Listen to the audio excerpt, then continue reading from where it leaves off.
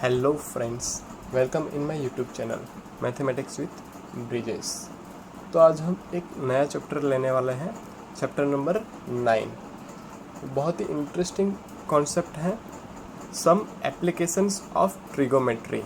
ये अगर आप साइंस लेने वाले हैं तो बहुत ही काम लगेगा आपको। तो हम देखते हैं आगे कि इसका कैसे यूज़ करते हैं। इसमें एक ट्रायंगल ही यूज़ होता है, राइट एंगल वाला ट्रायंगल। तो आज हम देखने वाले हैं ट्रिगोनोमी और उसके एप्लीकेशंस।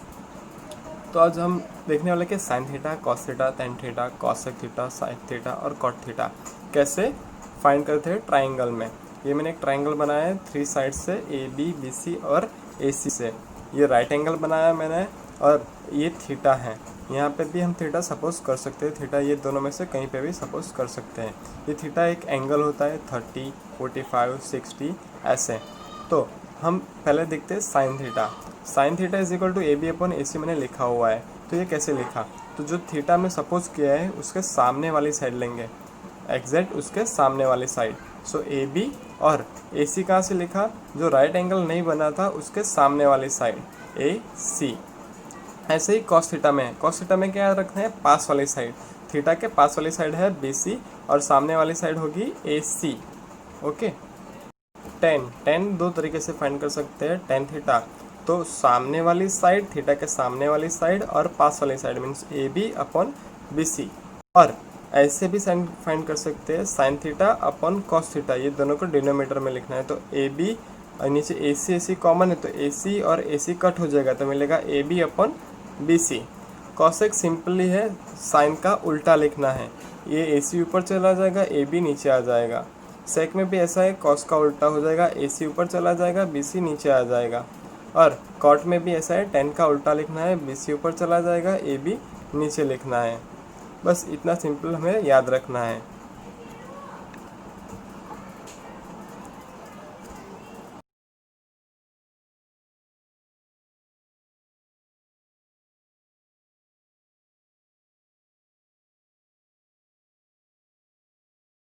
तो फ्रेंड्स, तो आज हम सीखने वाले हैं एक्सरसाइज 9.1। तो क्वेश्चन फर्स्ट क्या है, a circus artist is climbing a 20 metre long rope which is tightly stretched and tied from the top and a vertical pole to the ground. Find the height of the pole. ये height है पोल की, वो find करनी है. If the angle made by the rope with the ground level is 30 degree, ये जो रोप है ये ग्राउंड लेवल से 30 डिग्री का एंगल बनाती है। तो हमें ये पोल है उसकी हाइट फाइंड करनी है। तो यहाँ पे हम देखते हैं कि हमें एंगल की साइड, सामने वाली साइड हमें फाइंड करनी है। तो हम साइन वाला फॉर्मूला यूज़ करेंगे कि साइन का फॉर्मूला है सामने की साइड अपॉन जो राइट एंगल नहीं बनाती वो साइड, मीन्स हमारा जो डायगोनल लाइन होता है वो। In the given figure A B is a pole and A C is a rope. A B pole है, ए सी रोप है, ए सी 20 मीटर दिया गया है। तो साइन 30, साइन यूज करेंगे, sine 30 is equal to A B upon A C. A B हमें find करना है, ए बी ऐसे ही रखा, ए सी 20 दिया गया है। साइन 30 की वैल्यू मैंने अगले वीडियो में बताया हुआ है कि क्या वो टेबल कैसे बनाते हैं। तो उसकी वैल्यू है 1.1/2। सो 20 है, ये सामने इज इक्वल टू के नीचे है तो सामने जाएगा तो ऊपर चला जाएगा। तो 20 divide 2, so A B is equal to 10। Pole की हाइट होगी 10 मीटर।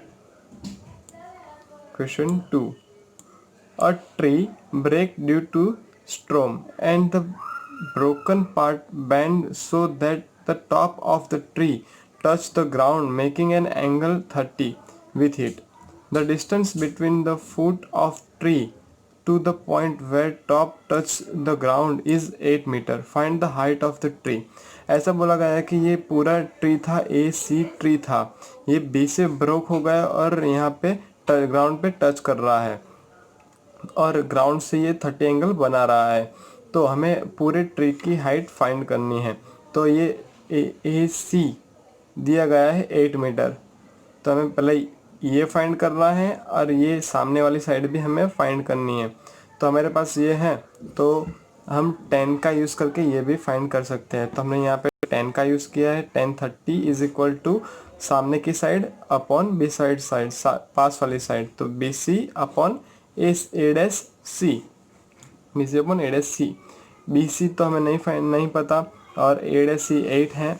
1030 की वैल्यू होती है 1/√3।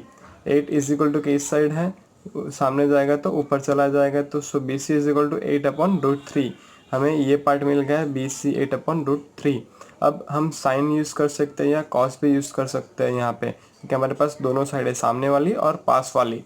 तो यहाँ पे हमने कॉस यूज़ किया है। cos 30 is equal to A dash C upon A dash B, पास वाली साइड अपॉन जो एंगल राइट एंगल नहीं बनाती वो साइड। ए डैश सी हमें पता है 8, ए डैश बी नहीं पता, तो ए डैश बी ऊपर चला जाएगा, √3 नीचे आएगा और 2 यहाँ पे चला जाएगा, क्रॉस मल्टीप्लिकेशन हो जाएगा। So A dash B is equal to 8 2 जा 16 अपॉन √3। अब पूरी की हाइट फाइंड करनी है, तो क्या करेंगे, ये दोनों का सम कर देंगे, एडिशन कर देंगे। Height of the tree A C is equal to A B plus B C, A C is equal to A B plus B C. So A dash B भी बोल सकते हो उसको, A dash B plus B C. 16/√3 plus 8/√3, नीचे LCM लेंगे, यहाँ पे √3 common है तो एलसीएम √3 आएगा। 16 प्लस 8 इज इक्वल टू 24। 24 यहाँ पे डिनोमीटर में √3 है तो हमें नहीं चाहिए, तो क्या करेंगे, हम सिंपली दोनों साइड √3 से मल्टीप्लाई कर देंगे, तो √3 इंटू √3 3 हो जाएगा और ऊपर √3 मिलेगा, तो 24√3 और 8 3 जा 24 होता है, तो 8√3 कट करेंगे तो ट्री की हाइट है 8√3 metre. Question 3. A conductor planned to install 2 slides for the children to play in the park. For the children below the age of 5 years, she prefers to have a slide whose top is the height at a height of 1.5 meter. 1.5 meter height चाहिए and is the inclined at the angle of 30. जो slide होती है वो slide चाहिए उसको बनानी है to the ground, where as for elder children she wants to have a steps slide at the height of 3 metre. ये दूसरा है, and inclined angle is 60 to the ground, what should be the angle of the slide in each case. यहाँ पे let A C B the slide of the children below the age of 5 years. A C है वो slide है 5 year के below के लिए, children के the height of the height दी गई है A B is equal to 1.5 metre. तो हमें फाइंड क्या करेंगे, सामने की बाजू दी गई है, हमें ये वाली साइड चाहिए तो साइन यूज़ कर लेंगे, तो sine 30 is equal to A B upon A C. A B है 1.5, ए सी नहीं पता, तो ये वैल्यू पुट की 1.5 upon A C is equal to 1/2। Cross multiplication करेंगे 1.5 2 जा 3 हो जाएगा, A C is equal to 3, तो ये A C is equal to 3 मिला, स्लाइड 3 मीटर लॉन्ग होगी।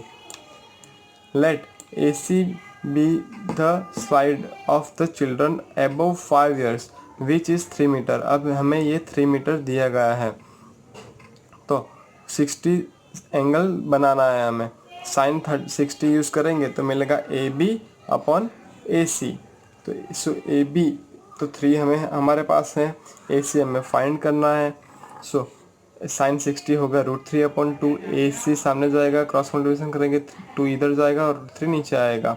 सो ए सी इज इक्वल टू 3 2 जा 6 अपॉन √3। यहाँ पे हमें नीचे डिनोमीटर में √3 नहीं चाहिए, तो ऊपर नीचे हम √3 से मल्टीप्लाई करेंगे, तो √3 इंटू 3 हो जाएगा 3 और 6 √3 हो जाएगा यहाँ पे, और 3 2 जा 6 होता है तो 3 3 कट हो जाएगा, तो 2 3 जा 2 √3 मिलेगा। स्लाइड की हाइट स्लाइड की लेंथ होगी 2 √3 metre. The angle of elevation of the top of tower from a point of the ground which is 30 meter away from the foot of the tower। Is 30 angle, find the height of the tower. हमें ये elevator दिया गया है elevation, तो उसके बीच का tower और उसके बीच का डिस्टेंस है 30 मीटर, एंगल दिया है 30, तो हाइट फाइंड करनी है हमें। तो यहाँ पे 10 का यूज़ करेंगे क्योंकि हमारे पास पास वाली साइड है, सामने वाली साइड फाइंड करनी है। So 10 30 is equal to A B upon B C. A B तो हमें फाइंड करना है, 10 30 की वैल्यू हमें अगले टेबल में बताई कैसे फाइंड करनी है, 1/√3। ए बी तो नहीं पता, बी सी है 30, यहाँ पे क्रॉस ये 30 ऊपर चला गया सिंपली, तो A B is equal to 30/√3। हमें डिनोमीटर में √3 नहीं चाहिए, तो ऊपर नीचे √3 से मल्टीप्लाई करेंगे, तो √3 इंटू √3 हो जाएगा 3, और 30 इंटू √3 तो 30√3 हो जाएगा। 10 3 30 होगा, तो 3 3 कट हो जाएगा, तो 10√3 आंसर मिलेगा। तो यहाँ पे हाइट होगी 10√3 मीटर।